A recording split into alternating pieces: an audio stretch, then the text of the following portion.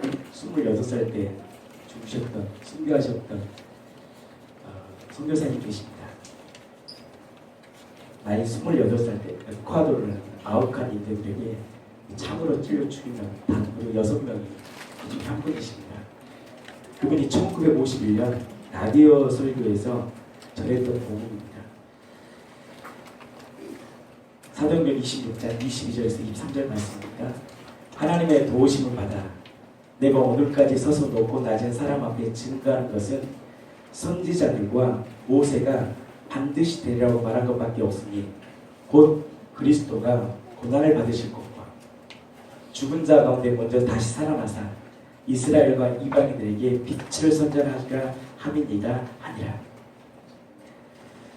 바울은 이분 메시지예요. 그가 받은 복음이 구약의 기록대로 된 대로 이루어진 것임을 선포했습니다. 또 바울은 이 복음이 오직 체험을 통해서만 역사되는 것이 아니라고 얘기합니다. 그러나 잘못된 가르침이 요즘 너무나 자주 선포되고 있습니다. 하지만 우리 공동체에서는 아닐 것입니다. 그러나 대부분의 기독교인들은 그 다른 복음이 진리인 이유가 사람들에게 체험을 통해 역사하기 때문이라고 말합니다. 사람들이 느끼고 기뻐하고 일어나서 외치게 하고 크게 찬양하게 하고 담배를 끊게 하는 등 이 모습이 나타나기 때문이라고 합니다. 현상 때문이라는 거예요. 이렇게 사람들의 삶에서 복음이 체험된다는 것은 아주 흥미로운 이야기일 수 있습니다. 흥미롭죠. 교회 다녀서 술 끊고 담배 끊고 기뻐하는 흥미로운 것입니다. 그러나 이러한 것들이 이분 얘기입니다. 선교사님 확실한 증거가 될 수는 없다는 것이에요. 아멘. 도덕적인 사람은 담배를 끊을 수 있고 성령의 인도함 없이도 통로에서 부르고 뛰면서 찬양을 크게 부를 수 있기 때문입니다. 우리가 전하는 복음은 그분이 얘기합니다. 감정을 근거로 하는 복음이 아닙니다. 뭐라고요? 감정을 근거로 하는 복음이 아닙니다. 알았어요? 복음은 실제입니다. 다시 한번 복음은 실제입니다. 복음은 부활의 사실 위에 세워진 것입니다. 예수 그리스도의 죽으심과 부활하심 그리고 그 사실에 근거한 참된 결과는 단순한 그 사실 이상입니다. 왜냐하면 사람이 이러한 사실을 믿어도 이러한 사실에 담긴 진리에 굴복하지 않는 것이 가능하기 때문입니다. 아무리 이 복음을 들어도 굴복한다는 것은 다 굴복할 수 없다는 거예요. 진정한 복음을 받아들인다는 것은 예수 그리스도의 죽음과 부활에 담긴 진정한 진리가 함께 받아들여진다는 것을 의미합니다. 이것이 나에게 실제가 되고 그 부활하신 그분이 나의 주님이 된다는 확실한 명확한 굴복이 있어야 된다는 거죠. 아멘. 고린도후서 5장 14절을 예를 들면 예수님이 죽으실 때 우리는 모두 죽은 것입니다. 아멘. 여러분 복음은 다른 게 아니라 예수님이 죽으심으로 우리도 죽은 거예요. 우리 옛사람. 내가 죽으려고 성화에서 변화되어서 행위로 죽은 게 아니라 2000년에 예수님이 십자가에 죽으심으로 우리의 모든 죄와 저주를 속량하신 거예요. 아멘. 그게 해주세요. 만약 예수님이 우리 모두를 위해 죽으셨다면 우리 모두는 진짜 죽은 거예요. 왜? 말씀이니까. 말씀이 그렇게 말했으니까 마땅한 거죠. 하나님의 말씀이. 아멘. 그렇다면 그 이후로 우리 모두가 우리 자신을 위해 사는 것이 아니라 우리를 위해 죽고 부활하신 분을 위해 사는 것이 그리스도의 죽으심을 믿는다는 진정한 의미라는 거예요. 그리스도를 위해 진정을 믿고 산다는 것은 뭐냐? 이제 나를 위해 사는 것이 아니라 내 안에 계신 예수를 위해 산다는 거죠. 아멘. 부활에 담긴 진정한 의미는 사도행전 17장을 통해서 선포되고 있습니다. 같이 한번 선포하겠습니다. 사도행전 17장 30절 31절 말씀입니다. 시작. 알지 못하던 시대에는 하나님이 이제는 어디든지 사람에게 다 명하사 회개하라 선포하셨습니다. 이는 정하신 사람으로 하여금 천하를 공의로 심판할 날을 장장하시고 이에 그를 죽은 자들 가운데서 다시 살리시고 모든 사람에게 믿을 만한 뭘 주셨느냐? 증거를 주셨다는 것입니다. 아멘. 모든 사람에게 믿을 만한 사실을 우리에게 주셨다는 거예요. 우리가 이 시대에 스스로 믿는다고 말하는 사람들에게 전해야 될 믿음과 진리는 오직 뭐가 되냐? 이번에 얘기입니다. 선교사님, 부활이 근본이 본질이 돼야 되고 부활을 통해서만 모든 게 발견돼야 되고 부활로 견고하게 세워진다는 것입니다. 다른 어떤 것도 아닌 오직 이것입니다. 만약 당신이 구원에 대한 확신이 다른 어떠한 것도 아닌 이 부활의 사실 외에 부활의 진정한 의미에 세워졌다면 그것은 우리 주 예수께서 말씀하신 것 같이 내가 살았고 너희도 살겠습니다 하신 말씀이 실제가 된 것입니다. 진정한 부활은 복음을 실제가 되게 합니다. 아멘. 뭐라고요? 진정한 부활은 복음을 실제가 되게 합니다. 실제가 되게 합니다. 그래서 이 부활하심은 따라하십시오. 모든 사람에게 믿을 만한 증거예요. 모든 사람이라는 것은 뭐냐면 직접장애든 무식한 사람이든 아프리카에도 원주민이든 이 복음이 선포되었을 때 그들의 충격적으로 다가오는 사실, 또 인간이 할 수 없는 그 사실, 그 복음이 선포됐을 때 뭐가 되냐? 우리 안에 확실한 증거가 된다는 것입니다. 아멘. 그 조화영 자매라는 분이 있어요. 이분이 그 언어 치유하는 분이거든요. 어린아이들, 직접 장애인들 언어를 치유하는 것인데 이분이 이 부활의 복음을 딱 듣고 이들에게 복음을 증거했단 말이에요. 믿을 만한 증거를. 근데 희한하게 변화가 일어나는 거예요. 왜 그럴까요? 성경에 모든 사람이 믿을 만한 뭐기 때문에 증거기 때문에 이것이 능력이 있는 거예요.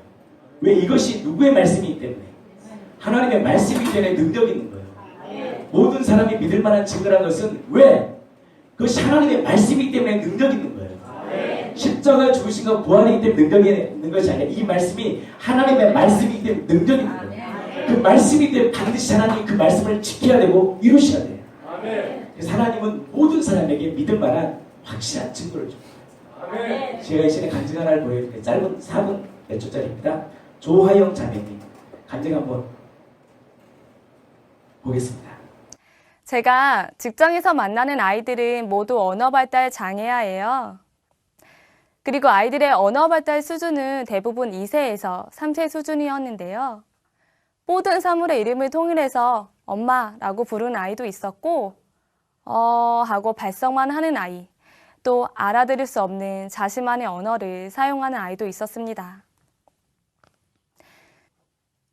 그러던 어느 날 저희 목사님께서 사도행전 17장 30절 31절 말씀을 선포하시면서 이렇게 말씀하셨어요. 복음은 너무나 쉽습니다. 전응아도 믿을 수 있습니다. 저는 이 말을 듣는 순간 귀가 번뜩였는데요. 저희 아이들이 생각났거든요. 제가 맡은 아이들은 지능지수가 50 이하이거나 측정 불가로 나왔어요. 그런데 이 복음은 지적 능력이 낮은 아이들도 모두 믿을 수 있다는 거예요. 사도행전 17장 31절에 분명히 모든 사람이 믿을 만한 증거를 주셨다고 나와 있었어요. 놀라운 일은 제가 복음을 증거한 다음부터 계속해서 생기기 시작했는데요. 시각장애 아이한테도 복음을 전했어요. 이 아이는 질문과 대답을 이해하지 못했거든요. 그리고 평상시에는 큰 소리를 내거나 혼잣말로 중얼거리는 경우가 종종 있었어요. 그런데 제가 복음을 전할 때 아이가 조용히 잘 듣는 거예요. 그래서 혹시나 하는 마음에 예수님이 누구시지? 라고 물어봤는데 아이가 주인 이렇게 대답을 했어요. 정말 놀랐어요. 기적이거든요. 아이 어머니는 아이가 10살이 될 때까지 한 번도 아이에게서 정확한 대답을 듣지 못했는데 이 아이가 이 어려운 질문에 그것도 주인 이렇게 정확히 대답을 하니까 정말 놀랐습니다. 이 아이에게 복음이 들어갔구나. 정말 감격하게 되었습니다. 그리고 저에게 가장 생각나는 아이가 있어요. 7살 뇌성마비 아이예요. 저는 치료 시작 전에 아이를 위해 기도해 주었는데 안타까운 마음에 새벽 기도 때도 아이를 위해 기도했습니다. 그리고 얼마 후 복음을 전했어요. 얼마 후부터는 아이가 저보다도 먼저 예수님이 죽으셨다? 다시 살아나셨다? 우리 주인 되셨다? 이렇게 해맑게 웃으며 말했습니다. 저는 아이에게 복음을 전했지만 아이 어머니는 믿지 않는 분이셨기에 저는 이 일을 쉽게 말씀드리지 못했는데요. 어느 날 어머니가 선생님 하고 기쁘게 부르면서 달려오시는 거예요. 아이가 어제 아빠에게 예수님 이야기를 했다고 하시더라고요. 아이가 아빠에게 아빠, 예수님이 내 안에 있다? 이랬다는 거예요. 그런데 아이 아버지는 기독교를 싫어하셔서 아이에게 화를 내시며 그런 말 하지 말라고, 그런 말 누가 가르쳤냐고 물으셨고, 아이 어머니는 아니 아이가 말도 잘 못하는데 아무 말이나 잘하면 칭찬해줘야지. 왜 말 잘하고 있는 아이에게 화를 내냐며 오히려 남편분을 나무랐다고 하시더라고요. 어머니도 믿지 않는 분이셨는데 아이가 스스로 얘기한 것이 기특하셨던 거예요. 저는 이 믿지 않는 가정에 아이가 축복의 통로가 되어 복음이 전해지는 것을 보면서 아이가 정말 귀하다는 생각이 들었어요. 저는 아이들의 언어 수준을 알고는 아이들이 전혀 이 복음을 이해하지 못할 거라고 생각했어요. 그래서 저는 아이들을 위해 기도밖에는 아무것도 할 수가 없었습니다. 그러나 하나님께서 저희에게 주신 증거는 모든 사람이 믿을 수 있는 증거였고, 하나님의 말씀은 이 땅의 언어가 아니라 하늘의 언어였습니다. 복음을 전할 때 성령께서 아이들에게 직접 가르쳐 주시더라고요. 언어 치료사에게 있어서 아이들의 언어 능력을 향상시키는 일은 정말 중요한 일입니다. 그런데 저는 아이가 말을 잘하게 돼도 이 장애 때문에 힘들어하는 마음의 근원적인 문제는 해결되지 못하는 것을 보았습니다.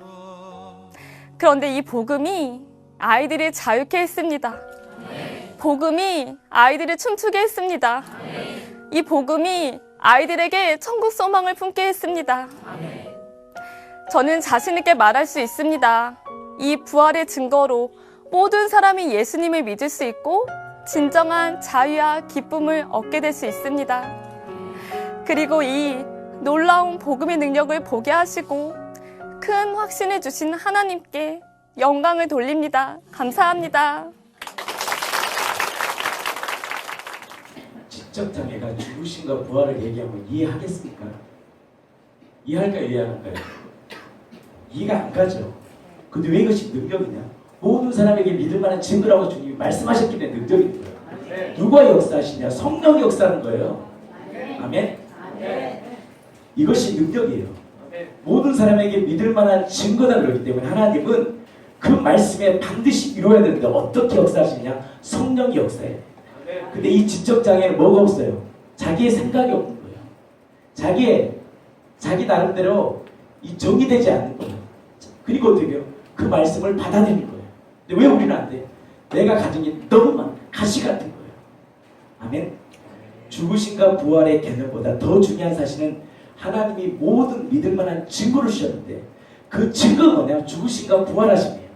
이것이 선포될 때 인간의 개념으로는 역사하지 않을 것 같은데 역사해. 왜? 그 역사하시는 그분은 누구냐? 성령이니까. 그것을 믿지 못하는 거예요, 우리가. 아멘? 간증하면서 이런 말 하죠. 언어가 치유돼도 마음의 근원은 해결 못한다는 거예요. 언어가 치유돼도 그 아이의 마음의 근원은 해결 못해요.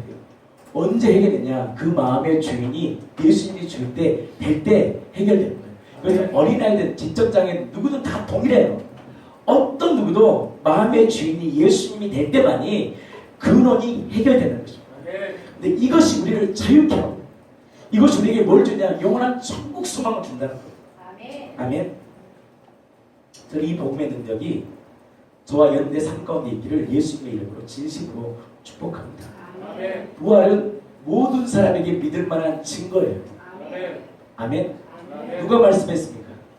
하나님이 사도를 통하여 성령을 통하여 말씀하신 거예요. 우리들에게 명확히 말씀했어요. 이것만이 모든 사람을 믿게 할 수 있는 믿음이야. 이것이 선포될 때 왜 역사되느냐? 이것이 보잘것없고 믿지 못하고 정말 화음될 것 같아도 왜 이것이 선포될 때 역사가 일어나냐? 그 위에 계신 성령이 이 메시지를 가장 중요하게 생각합니다. 이 복음을 선포할 때 내 힘이 아닌 성령께서 역사하는 거예요. 아멘. 그래서 언어 발달 장애 있는 이 아이가 이 복음에 대해서 이해하겠다고요. 성경을 창세기부터 요한계시까지 연구했겠다고요. 그가 많은 걸 깨달았겠다고요. 아니, 이 복음 자체를 선포하는 게 받아들이는 거예요. 받아들이게 하는 분이 누구다? 성령이에요. 왜? 성령은 모든 사람이 믿을 만한 증거가 모든 사람이 믿게 이렇게 말씀으로 말씀해 줬기 때문에 마땅한 거예요. 아멘. 아멘이십니까? 아멘. 마땅한 거예요. 성경 말씀이. 그래서 여러분들 말씀에 기초가 되는 게 아니라 성경을 믿는 게 아니라 부활하심을 믿을 때 성경 모든 것이 믿어져요.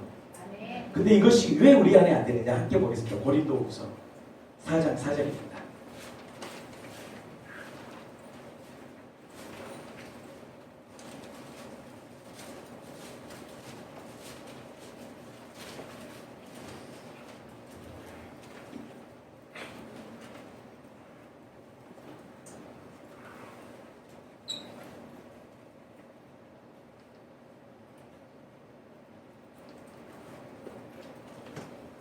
같이 읽겠습니다. 시작. 그 중에 이 세상의 신이 믿지 않은 자들의 마음을 혼미하게 하여 그리스도의 영광의 복음의 강체가 미치지 못하게 하니 그리스도는 하나님의 형상이라. 왜 우리가 이 복음을 받아들이지 못했냐? 세상의 신 마귀가 우리의 마음을 혼미케 해요. 이생의 자랑을 보며 육신, 세상의 것들, 명예, 쾌락에 우리의 눈에 관심을 가져요. 저는 요즘 TV도 집에 나오는 것도 없지만 가끔 식당에서 보면요 세상이 엄청 음란해진 것 같아요. 아이들도 무슨 그룹이라고 그래요? 아이들 걸그룹 다 벗고 나와. 다 벗고. 그래야지 시청이 올라가니까. 이게 예전에는 어머 세상이 그랬거든요. 요즘은 이것이 당연한 거예요. 다 벗고 있어. 이게 악하고 음란한 거예요. 나중에 제가 보기에 다 벗고 나올 것 같아요. 조선시대에 있으면 참수예요. 참수. 60년대에도 그것은 참수예요. 여자들이 옷을 다 드러냈다는 게 참수예요. 지금은 문화니까 봐주는 거예요. 문화의 코드입니다. 믿음의 사람은 거룩하게 살아야 됩니다. 정결하게 살아야 돼요. 아멘. 근데 누가 이 세상에 믿지 않는 신이 뭘로 들어서 문화 속에 딱 들어와서 동성애도 마찬가지입니다. 동성애도 마찬가지예요. 문화니까 이거 죄가 아니라는 거예요. 근데 성경은 왜 죄라고 얘기했잖아요. 이해를 안 되는 성경에서 죄라 했기 때문에 죄인 거예요. 아멘. 근데 문화는 죄가 아니라는 거예요. 문화가 그러면 어떻게 해요? 이 성경은 다 이제 어떻게 될까요? 불법 서적이 되는 거죠. 이 성경은. 근데 이것이 불법 서적이라는 증거는 동성애가 문화가 돼버리면 잘못된 거죠. 그래야 안 그래요? 그럼 이것을 싸울 수 있는 근본이 뭐냐? 그러면 보이지 않는 하나님이 진짜 보이는 하나님으로 증거할 수 있는 게 없으면 한국교회는 살아남을 수가 없어요. 삶으로 얘기를 한다? 믿지 않는 혜민 스님도 우리보다 잘 살아요. 기분도 좋고 맨날 밝게 웃더라고. 나보다 은혜스러워. 혜민 스님은 얼마나 목사님 같아요. 머리만 이렇게 양복이면. 혜민 스님은 우리보다 얼마나 정결하게 사는지 몰라. 속은 모르겠지만 하여튼 간에 그런 걸로 변화되는 게 아니에요. 명확한 진리를 선포하지 않으면 다 무너지게 돼 있어요. 세상 사람들 뭐라냐? 하나님이 어디 계시냐는 거야. 살아계시는 하나님을, 눈에 보이지 않는 하나님을 증명해 보라는 거예요. 그 사실을 우리가 증거할 수 있어야 돼요. 자꾸 우리의 삶을 통해 증거하려고 힘든 거예요. 분명 삶은 중요하죠. 우리의 삶을 통해 예배, 리플레이션 되니까 그것보다 더 중요한 사실이 뭐냐? 예수님이 부활하신 거예요. 부활하신 분을 통해서 확실한 그분이 하나님이심을 우리에게 명확히 정확히 역사적 사건으로 못 박은 거예요. 그것을 믿는 거예요. 그래서 그 말씀이 이 성경의 말씀이 다 진리예요. 마땅합니다로 믿어버리는 거죠. 아멘. 아멘 해주세요. 우리는 문화에 휩싸여 사는 사람이 아니에요. 하나님의 말씀이 정의된 하나님의 사랑이라고. 왜 하나님의 아들인지 아세요? 이 하나님의 아들로 왔는지 어떤 집사님이 계속 저에게 말씀해서 하나님이 깨달음을 줬어요. 역시 사람은 계속 들어요. 왜 하나님의 아들인지 아세요? 제가 그걸 깨달았어요. 야곱 이렇게 말씀 나눌까요? 아담이 고린도전 후서에 보면 첫 아담, 우리는 마지막 아담이 우리를 살렸다는 거거든. 첫 아담은 누구냐? 하나님의 대리 통치자였다는 거예요. 이 하나님의 피조물 중에 하나님의 자녀였단 말이에요. 하나님의 아들이어서 신이었단 말이에요. 아멘? 하나님의 아들 신이었는데 죄가 딱 지내니까 뭐가 되버려요? 마귀 자식이 돼버렸잖아요. 우리 모두가 마귀의 아비가 됐잖아요. 그러면 하나님이 신으로 와야 돼요? 인간으로 와야 돼요? 인간으로 와야 되지만 누구로 와야 되냐? 하나님의 아들로 와야 돼요. 둘째 아담, 통치자로 와야 된단 말이에요. 그 아담, 이 두 번째 아담이 이 땅에 오셔서 어떻게 해요? 다시 모든 걸 회복시키는 거예요. 근데 그분이 누구였느냐? 나중에 부활의 사건을 통해 하나님이시네 증거된 거예요. 그러니까 첫째 아담은 어떤 자냐? 바로 신이었단 말이에요. 대비 통치자, 하나님의 아들. 죄로 인해서 뭐가 돼요? 우리가 하나님의 아들이 아닌 마귀의 자녀가 되잖아요. 우리 모두가 온 민족이. 근데 예수가 이 땅에 뭘로 와야 돼요? 하나님의 아들로 와야죠. 마지막 아담이니까. 이해 가세요? 이해 안 가시면 나중에 한 번 더 하겠습니다. 마지막 아담으로 오셔서 어떻게 해요? 이 땅을 다시 회복시킨 거예요. 철저히 인간으로. 아멘? 근데 그분이 부활의 사건을 통해 뭐였느냐? 바로 하나님이신 거예요. 아멘? 그 하나님이 우리에게 뭘 주셨냐? 이 부활의 사건을 통해서 하나님의 존재와 살아계심을 확증시킨 거예요. 아멘? 그래서 여러분들 이 증거는 굉장히 중요한 거예요. 기독교가 이 증거를 가지고 복음을 전하지 않으면 한국교회는 무너져요. 그러니까 자꾸 내 느낌과 감정을 가지고 복음을 증거하니까 증가할 게 없는 거예요. 자신이 없는 거예요. 능력이 없는 거예요. 그러니까 기도하지 않으면 때로는 내가 무너져 있으면 복음을 못 증거해요. 여러분들 때로는 무너지든 부도가 나든 질병에 있든 잘 되든 우리가 왜 복음을 증거할 수 있냐? 내 체험과 내 간증을 얘기하는 게 아니라 그분이 완벽하게 이루신 그 사실을 증거하기 때문에 능력이 나타나는 거예요. 아멘. 아멘. 자꾸 우리는 우리의 것들을 얘기하려고 하는 거예요. 그렇지 않습니다. 누구 걸 얘기해야 돼요? 완벽하게 이루신 그 예수님을 증거해야 되는데 예수님이 하나님이라는 그 확실한 증거가 뭐냐? 바로 예수님이 죽음을 깨뜨리고 부활하신 거예요. 아멘. 왜 부활이 중요하냐? 이 부활이 있어야지 잘못된 신앙이 있어 우리 안에. 하나님은 진노의 하나님이다. 하나님은 힘들 때 도와주지 않는 하나님이다. 고통 가운데 내버려둔 하나님이다. 하나님 이런 하나님이야. 이런 자들에게 이 부활이 중요해. 이 부활을 통해서 하나님이 어떠한 분인가를 명확히 드러내요. 아멘. 여러분 우리 안에 하나님의 인식이 있어요. 상처가 있어요. 때로 우리 교회도 있었잖아요. 하나님은 좋으신 분이 아니라 그런 분이 있단 말이에요. 보면 하나님에 대해서 정확히 아픔이 있는 사람이 있어요. 이 부활이 왜 중요하냐? 이 부활을 통해서 하나님 명확히 어떤 분인가를 정확히 드러냅니다. 제가 간증 하나 더 보여드릴게요. 김종원 장로님 간증인데 한번 보겠습니다. 저는 살면서 가장 힘들었던 것이 인간관계였어요. 그래서 직장도 사람들하고 부딪히지 않은 직장을 찾게 되었는데요. 그때부터 공무원 시험을 준비하게 되었습니다. 저는 하나님께 시험에 합격할 줄 믿습니다. 강력히 주장하면서 간절히 기도했고 교회도 더 열심히 다녔어요. 이렇게 하면 시험에 합격할 거라 생각했는데 자꾸만 떨어지는 거예요. 슬슬 화가 치밀어 오르더라고요. 하나님이 나를 사랑하지 않으니까 내 기도에 응답하지 않는 거라는 결론이 내려지면서 모든 원망이 하나님께로 향하게 되었습니다. 그러다 춘천 한마음교회를 다니고 있던 사촌 언니를 만나게 되었습니다. 예수님을 인격적으로 만나면 너도 잘 될 거라고 춘천을 같이 가자고 했어요. 그곳에서 한 자매님과 교제를 하게 되었는데요. 그 언니는 저에게 정원자매가 믿는 하나님은 어떤 하나님인지 하면서 질문을 하셨어요. 제가 믿는 하나님이요? 내가 힘들 때 나를 도와주지도 않고 나를 버린 하나님이요 하는데 갑자기 열이 확 받치는 거예요. 그래서 흥분한 나머지 내가 조금이라도 잘못하면 진노하시는 진노의 하나님이시고 내가 죽을 만큼 고통이 심해질 때 살짝 숨을 쉬게 하고 또다시 고통스러워 밀어넣는 두려운 하나님이시고 그럼에도 불구하고 항상 감사하라고 협박하는 하나님이시고 내 인생에 도움은 안 되면서 항상 헌금이라 봉사하려 등 요구가 많은 하나님이요 이렇게 말해버렸어요. 기가 막히도 어이없이 지켜보던 언니는 정원자매가 믿는 하나님과 내가 믿는 하나님이 왜 이렇게 다르지? 하시며 요한복음 4장에 사마리아 여인이 우물가에 간 장면을 보여주셨어요.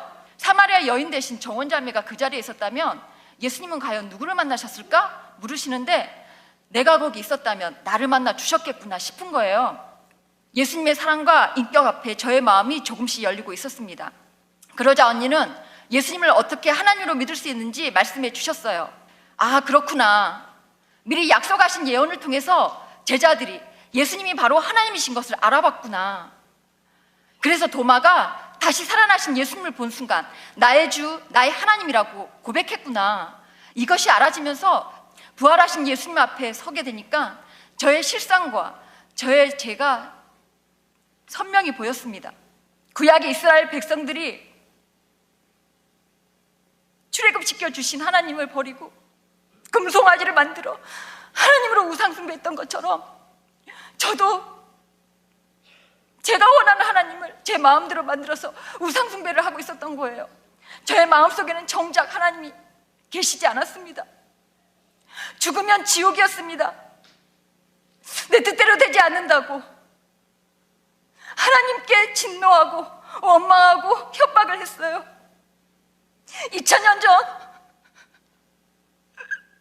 예수님을 믿지 않고 십자가에 못 박으라고 외쳐대던 이스라엘 백성들이 바로 저였습니다. 예수님의 두 손과 두 팔에 못을 박아대던 로마 병정들이 바로 저였습니다.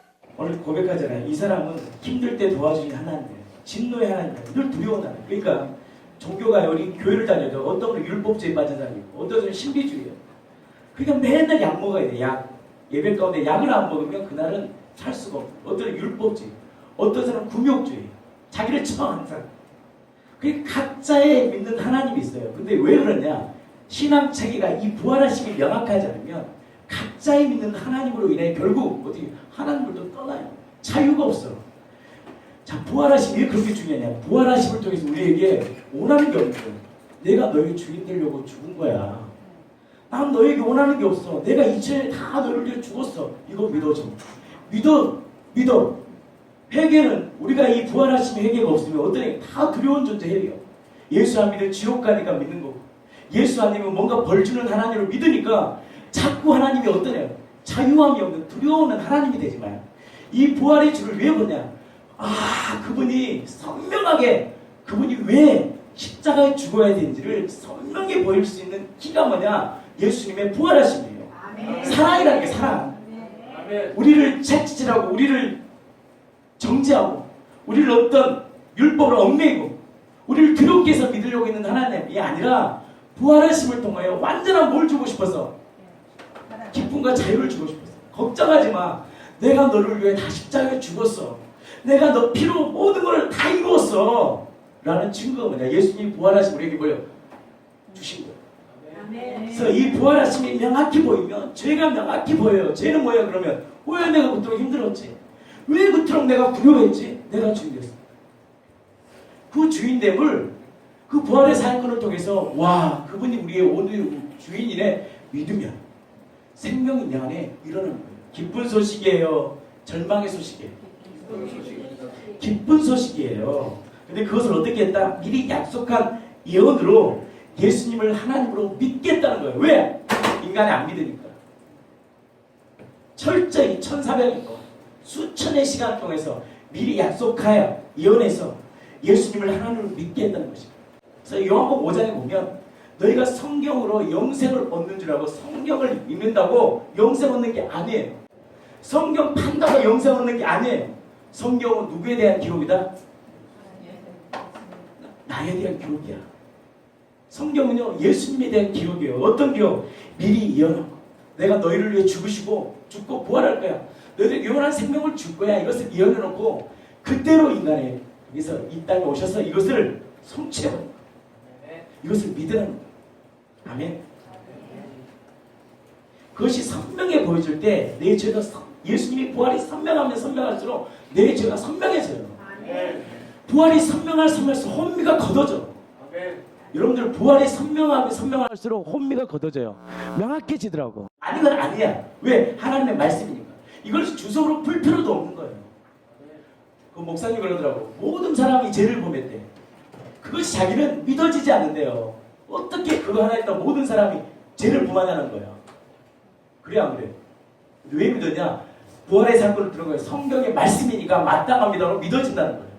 하나님의 말씀이니까 믿어지는 거죠. 이것을 푼다고 해결되는 게 아니에요.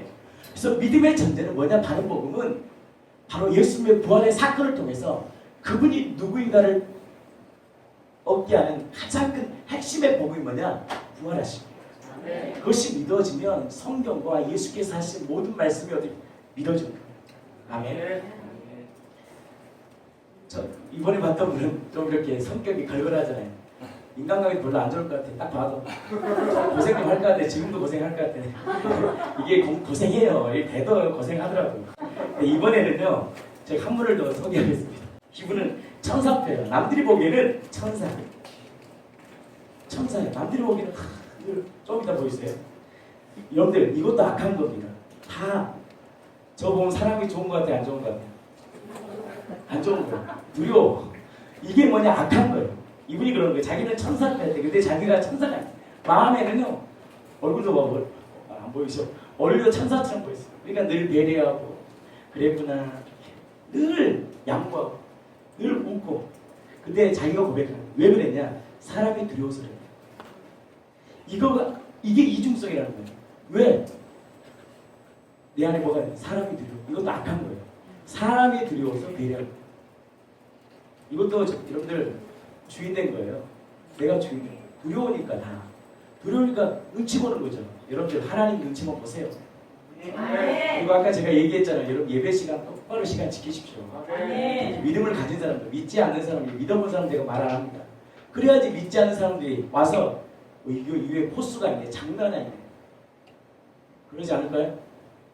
아멘. 믿음의 사람은 정확히 지키는 거예요. 왜? 공동체니까. 미리 딱 준비해서 예배를 준비하는 새로운 사람이 무시해요. 무시. 뭐야 교회가. 어디요? 유아실에 컴퓨터랑 학생들이 두려워하지 말고 딱 앉게 해야 돼. 그럼 아이들이 처음에는 막 기분 나빠할 건데 안 그래요. 이 교회에서는 만만치 않네. 그 낮은 마음으로 복음을 들을 때 역사가 있는 거예요. 여러분들 목회자를요 그렇게 받지 않으면 은혜가 안 돼. 낮은 마음으로 딱 듣는 거예요. 아멘? 아멘. 여러분들 기존에 우리 중직들 우리 정말 믿음 있는 사람은 철저히 시간을 지키세요. 제가 율법적 얘기 안 해요. 이것을 이 공동체를 세우는 가장 첫 번째가 뭐냐? 시간이에요. 시간. 그래서 공동체 한 마음으로 함께 듣고 찬양하고 예배하고 그래야지 새로운 사람들이 오더라도 이 교회에 뭘 느끼냐? 포스트를 느끼는 거예요. 함부로 대할 수 없게. 그때 뭐가 있어요? 낮은 마음에 겸손이 들어요. 이게 공동체를 세우는 능력입니다. 첫 번째 시간. 두 번째 바로 말씀 읽기. 이 말씀이 이것도 간증이잖아요. 목회자가 아무리 자기 경험하고 해봤자 뭐라 하지 않습니까? 목회자니까 지간증 하는 거지. 근데요 똑같은 성도가 앞을 겪은 성도가 이 말씀을 통해서 풀어진 것은 다 다른 거 아니에요. 그러면서 뭘 경험해요? 갑자기 또 깨닫는 게 있는 거예요. 그럼 목회가 같이 하는 겁니까? 아니면 동역하는 겁니까? 같은 거네요? 반대로. 자, 이해하셨죠? 난 좀 무식해. 내가 좀 말하는 게 좀 약해. 하여튼에, 그쵸? 네. 아멘. 하여튼 같이 하는 거라고. 동역하는 거. 같이 동역하는 거. 아멘. 네. 중요한 거 아니에요. 제 말 100% 해봤자도 한계예요. 저는 말할 게 없어. 왜? 이분하고 달라. 정원, 자매와 저는 달려 삶이. 거기에 맞는 삶이 이 간증을 들을 때 뭐가 그렇구나. 풀어지는 거 아니에요. 깨닫게 되고. 이것이 말씀 일기란 말이에요. 처음에 말씀 일기를 쓰다가 어느 순간 깨달음이 오고 그 안에 능력이 되면 이것이 다른 사람에게 영향을 주고 이것이 복음 증거 아닙니까? 아멘? 아멘. 아멘. 그렇게 하세요. 아멘. 자, 세 번째 마지막 하나 더 오고 우리 한번 보겠습니다. 유지미 자매 한번 들어보겠습니다. 이분 참 귀한 분 같아요. 보기에도. 근데 자기는 악하다는 거예요. 선한 게 없다는 거예요. 같이 보겠습니다. 3살 때 소아마비로 장애인이 된 걸 제외하고는 그런대로 평범한 가정에서 자랐어요. 어릴 때부터 아이들은 저를 병신이라고 놀렸고 참 많이도 괴롭혔거든요. 아무튼 그렇게 착하게 억울한 일을 당해도 혼자 참고 삭히고 그렇게 지냈어요. 그러면서 자연스럽게 제겐 천사표라는 별명이 붙었어요. 하지만 제가 저를 알잖아요. 천사표는 말도 안 되죠. 사실 제게도 미워하는 마음, 싫어하는 마음이 있고 실컷 패주고 싶은 마음도 있어요. 근데 사람들이 두려워서 늘 움츠리고 오그라든 거였거든요. 하루에도 수없이 악하고 추하고 거짓된 생각들을 하고 있었는데요. 저는 이 이중성이 너무 괴로워서 내가 정말 죄인이구나 하는 생각을 참 많이 했어요. 저는 어느 날 하늘을 바라보며 간절히 기도했어요. 하나님, 정말 계시다면요, 이 마음을, 이 죄를 꼭 좀 해결해 주세요. 꼭 좀 만나 주세요. 열심히 성경을 읽었어요. 근데 이상한 건 말씀을 들을 때와 기도할 때 분명히 은혜와 평강은 있는데 늘 뭔가 부족한 2%가 있는 거예요. 분명 성경에는 자복하여 회개하면 죄사함을 받는다고 기록되어 있는데 전 그런 죄사함의 확신이 안 생기는 거예요. 된 것 같다가도 안 되고 후련한 것 같다가도 또 뭔가 개운치 않고요. 그러다 보니 전 또다시 사마리아 여인처럼 목말라 했고요. 여러 교회를 찾아다녔어도 몇 년 동안 주변만 배회하고 있었습니다. 그러다가 춘천 한마음교회 다니고 있는 직장 동료를 따라 교회에 가게 됐는데요. 목사님이 고린도전서 15장 3, 4절 말씀을 읽어주시면서 힘주어 말씀하시는 거예요. 십자가에서 33세의 청년 예수가 죽었다. 그럼 그가 하나님이신 증거를 과연 뭘로 확증할 수 있겠느냐? 부활밖에 없다. 그래서 예수님이 하나님이라는 거고, 이렇게 부활하신 예수님이 하나님이신 게 확증되니까 바로 죄가 보였어요. 요한복음 16장 9절 말씀으로 제가 그동안 왜 그토록 죄사함에 대한 확신이 없었는지 그 이유를 정확히 알게 됐어요. 제가 그동안 하나님 앞에 회개했던 건 예수를 주인으로 믿지 않은 근원적인 죄가 아니라 단순히 죄의 열매만을 회개했기 때문이었던 거예요. 가슴이 확 뚫리고요. 모든 게 선명해졌어요. 부활이 풀리니 죄가 풀리고, 죄가 풀리니 정확한 회개를 할 수가 있었죠. 그때 저는 예수 믿지 않은 죄를 하나님께 회개하고 부활하신 예수님을 저의 참된 주인으로 영접하였습니다. 네. 부활로 성경의 모든 말씀이 믿어지니까 고린도 후서 5장 17절 말씀에 그대로 아멘 할 수 있었어요. 그런즉 누구든지 그리스도 안에 있으면 새로운 피조물이다. 이전 것은 다 지나갔다. 똑똑히 봐라. 새 것이 됐잖냐. 전혀 제가 육체의 장애에 대해선 잘 극복해 왔다고 생각했거든요. 문제가 있다면 끝없이 사람들을 의식하고 죄인 심정으로 사는 이 마음만 문제다. 그렇게 생각했어요. 근데 잘 생각해 보니까요. 그 건강치 못한 마음은 애초에 육체의 장애 때문에 생긴 결과더라고요. 그걸 깨닫는 순간요. 이 고린도 후서 5장 17절 말씀이 제 머리부터 발끝까지 그리고 제 마음 저 깊은 곳까지 온 영육간에 이 새 피조물의 은혜가 폭포수같이 부어지고 있었어요. 이젠 장애도 죄인 심정도 한 방에 모두 날아가 버린 겁니다.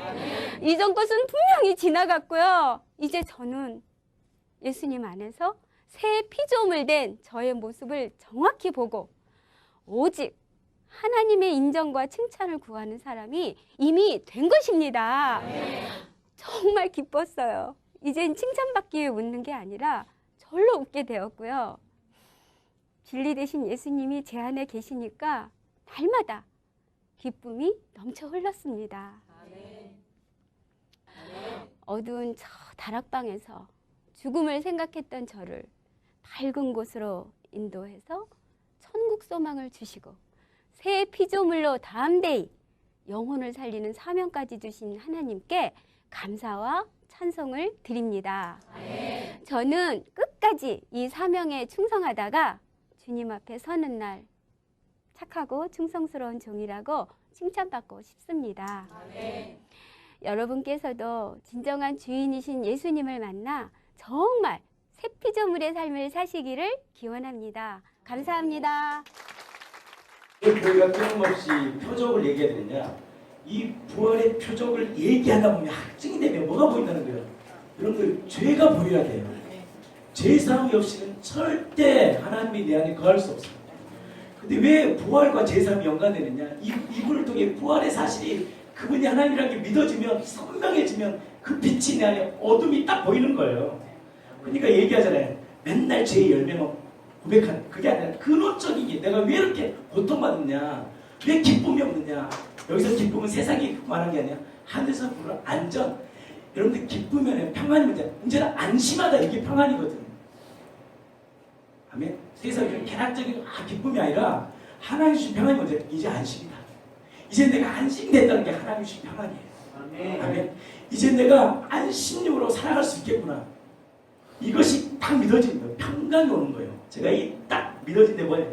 이제 내 영혼이 진짜 안전하네. 이것이 내 안에 딱 오니까 평강이 기쁨이 오더라고요. 아멘. 그러니까 죄가 보이고 죄가 딱 보이니까 뭐야? 뭘 해결해야 될지가 명확해진 거예요. 아멘.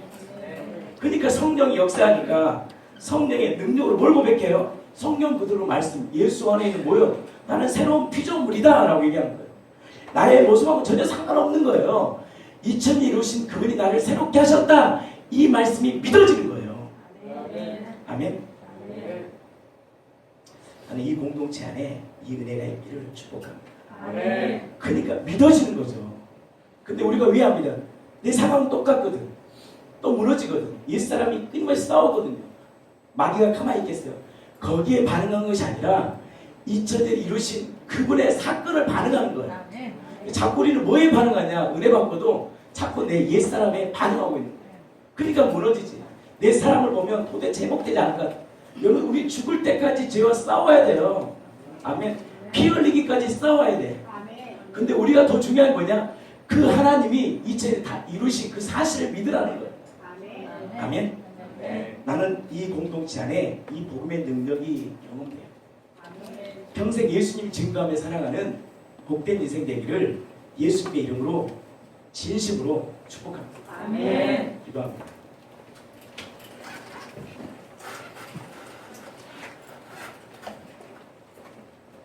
부활이 선명하며 sam할수록 혼미가 걷어다닙니다. 내 안에 혼미가 있고 어둠이 있다. 이건 부활의 주님 앞에 쓰지 못하는 거예요. 부활하심이 정확할수록 이야 십자가에 죽었었던 그 피가 어떤 피가 선명 그분이 누구인지가 선명하게 드러나니까 내가 도대체 뭘 얘기해야 될지가 명확해져. 그러니까 가장 큰 죄 내가 주님의 살았던 것이 가장 큰 거구나. 내가 정의되고 결정했던 그것이 가장 고통받는 인생이구나. 그것을 둘째 마지막 아담 바로 하나님의 아들이 이 땅에 오셔서 해결하면 우리를 물론 하나님의 아들로 만든 것이에요. 자녀가 되고 하나님의 아들이 되어버린 거예요. 하나님의 아들 동일하게. 근데 그 하나님의 아들로 오신 그분이 누구셨느냐? 하나님이셨다. 이게 신비예요. 삼위일체의 신비. 이해할 수 없는 신비. 도대체 인간의 마음 이해할 수 없는 신비. 그 하나님의 마음, 부활은 하나님의 마음이다. 부활을 통해 하나님의 사랑을 경험하는 하나님 이 공동체가 이 은혜를 하나님 평생 주님을 위해 살아가는 복된 인생 되게 하여 주시옵소서.